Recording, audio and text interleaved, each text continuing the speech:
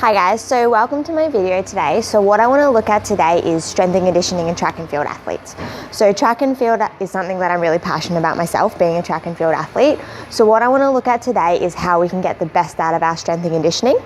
So when an athlete comes in, regardless of whether they're a sprinter, a thrower or a jumper, what we really need to do first is we have a look at their strengths and weaknesses. So we look at movement assessments, we look at testing to basically see where they're strong and where they're weak. But what we see commonly in track and field athletes is there's sort of those 5 major areas that we need to look at, plus load management.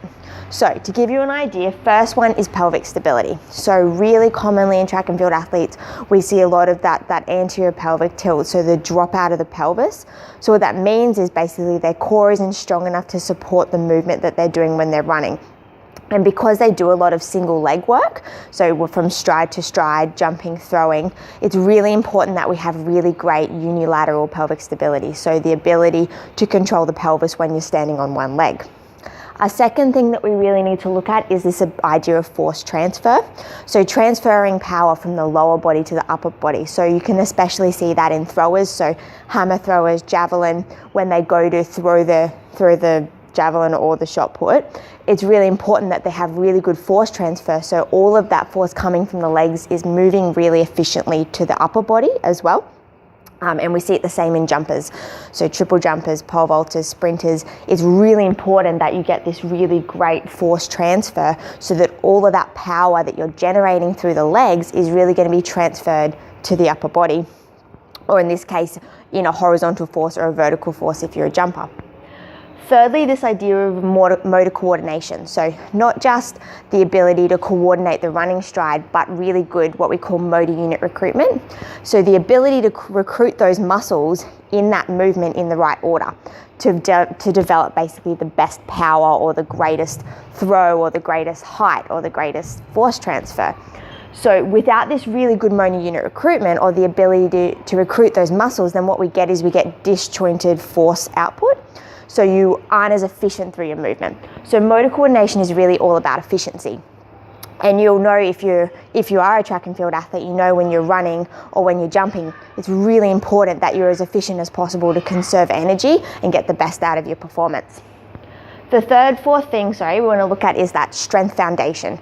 So a lot of the time we get really specific with our sport. So whether we're a jumper or a runner, we like to do our sport specific items, our sport specific strength and conditioning. The problem is without a really good strength foundation, it's really, really hard to then build on that. So it's really important that you have a really good underlying foundation, and that's where we build that through that adolescent, through that junior period, so that you can then move into those senior ranks with a really good foundation when you're doing those more complex lifts into your power cleans and your snatches and those kind of movements. The next thing I want to talk about is this idea of injury prevention. So a lot of the time in track and field, we're really reactive with our injury prevention and not proactive.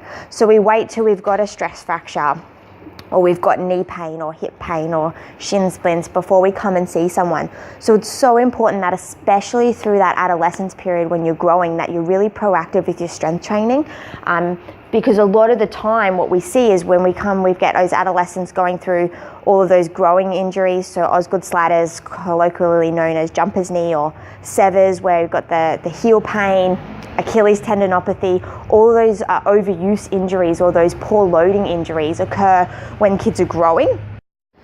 So what we're really looking at here is this overuse and these chronic injuries and these growing injuries that occur from a really poor strength foundation and poor patterning. And look, there's not a lot you can do about kids growing through adolescence. That's going to happen anyway. But what we really need to look at is being proactive and making sure that we've got a good strength foundation, we're working on that good muscle unit recruitment so that we can really reduce the risk of that injury and prevent those injuries, especially as the load starts to increase. And as they move into those senior track and field competitions and as they get older, you will find that the load will increase. And that's one of the greatest things about track and field, is that you have such a good longevity through the career. They can go up to sort of late 30s if they want to keep competing. So it's really important that we really manage that load So when we're looking at load managing, that really brings me to my next point here.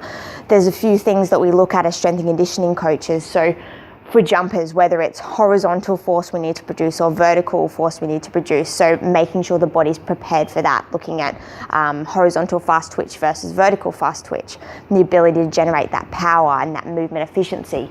If you're a sprinter, same principle. If you've got really good motor coordination, movement efficiency and strength, then you put a lot less load through the joints, so that longevity of your career becomes so much longer. And then if you're a thrower, same sort of thing with this idea of force transfer, so the ability to strengthen from the ground up and then be able to transfer that force really efficiently.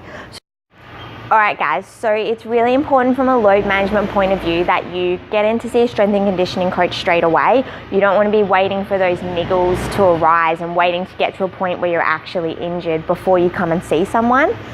So I'm really glad you tuned in today to watch my video, so feel free to come in and see me, book an appointment. I do assessments, we can have a look at what your strengths and weaknesses are, and we can go from there.